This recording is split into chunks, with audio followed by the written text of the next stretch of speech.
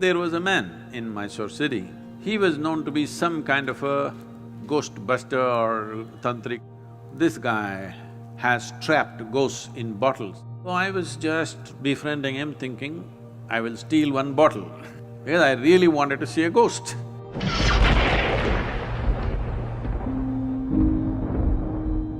Sadhguru, you were talking about stories. So we were conversing and we were agreeing that when we were growing up, some of the best stories that we used to hear from family people or grandparents or friends, senior people, would be the ghost stories.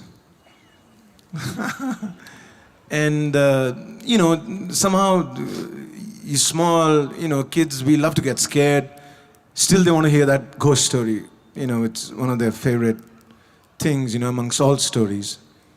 Do you have any ghost story from your experiences of traveling in the mountains?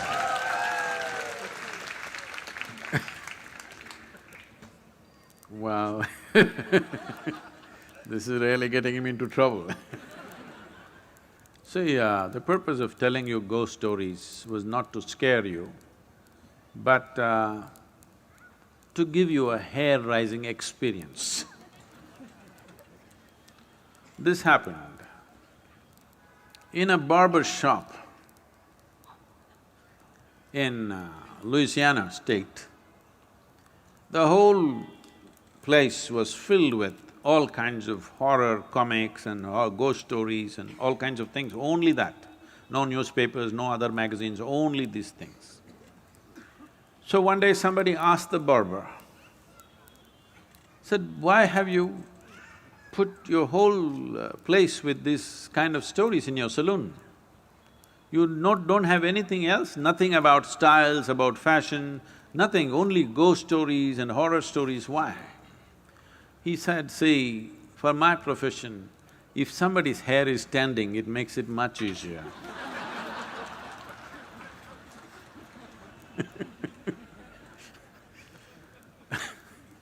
So the idea was to give you a hair-raising experience, not to scare you. And I must tell you, this fascinated me so much that there was a man in Mysore city who was also working in the Mysore City Corporation as some official, but he was known to be some kind of a ghostbuster or tantric or whatever he is. So somebody told me, I was always looking for these kind of things, so somebody told me, this guy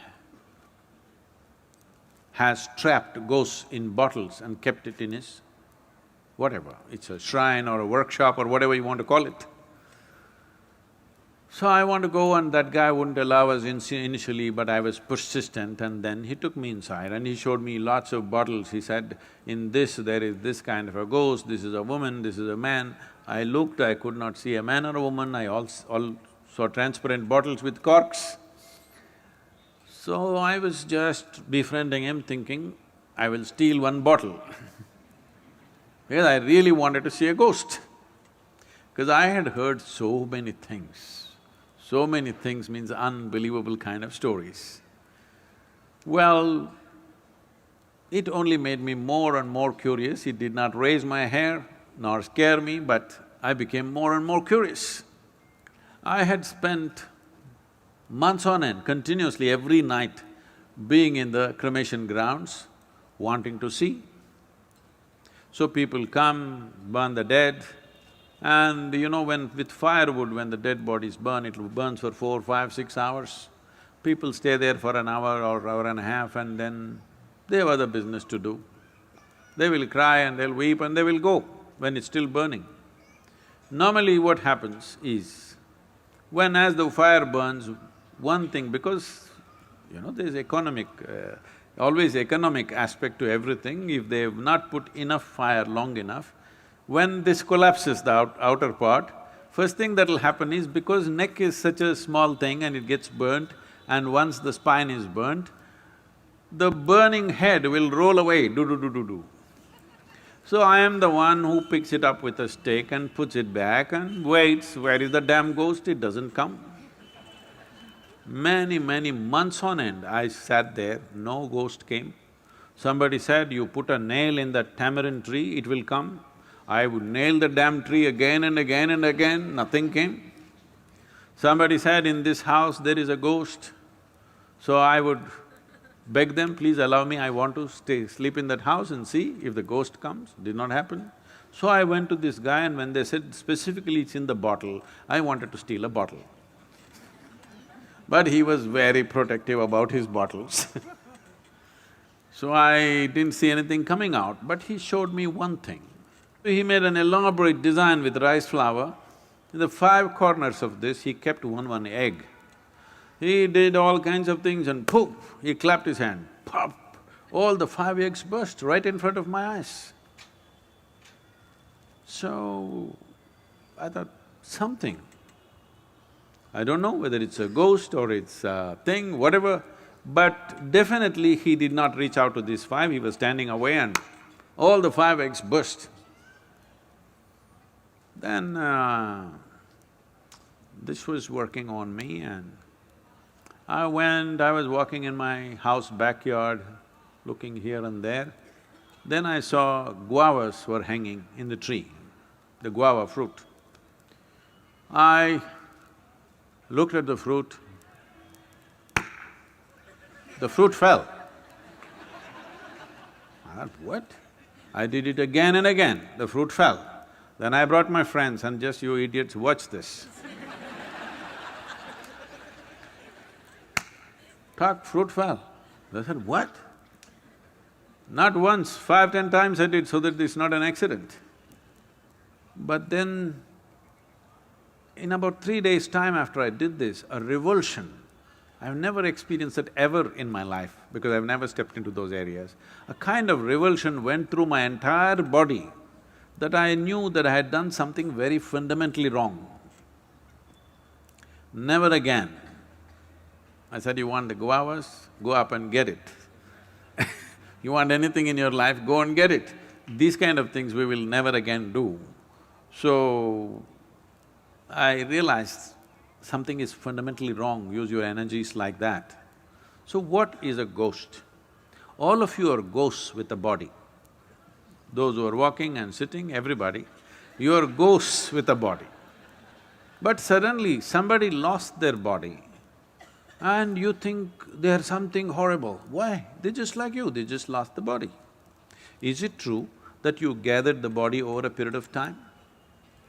Suppose, let's say you had lost control over how much you eat and you became this big, and then you came to yoga program and whatever, and slowly you shrank into half your size. Does it mean to say half of you has become a ghost? Hello?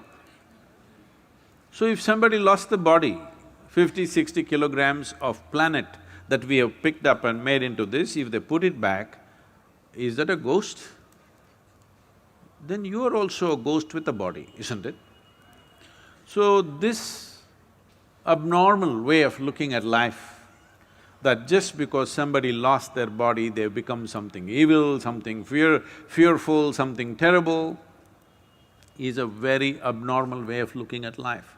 The nature of life is such that whether… See, right now, this is something you must look at this, not intellectually, really experientially. You're breathing, all of you, are you? Hello? I'm just checking. Hello? You're breathing. So if you're breathing, let us say this was like a building or whatever, right now we are in the quadrangle kind of place. So there is life here that you're breathing.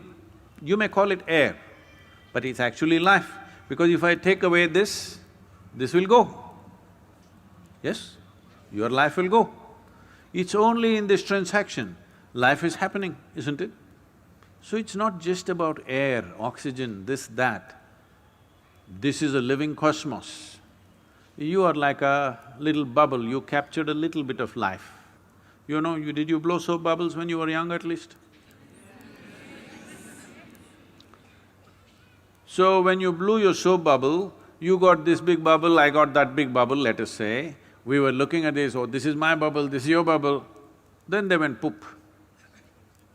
When they go poop, You don't say, this is my air, this is your air, isn't it? This is just like that. This is just a bubble. You captured a certain amount of life and it's functioning in a certain way. When this bubble bursts, there's no such thing as your life and my life. Well, you may not break the entire bubble, you may break the outer surface of the bubble and the inner surface of the bubble may still remain. Just because the outer peel has dropped off, do you call that a ghost? Then you are a ghost with a body.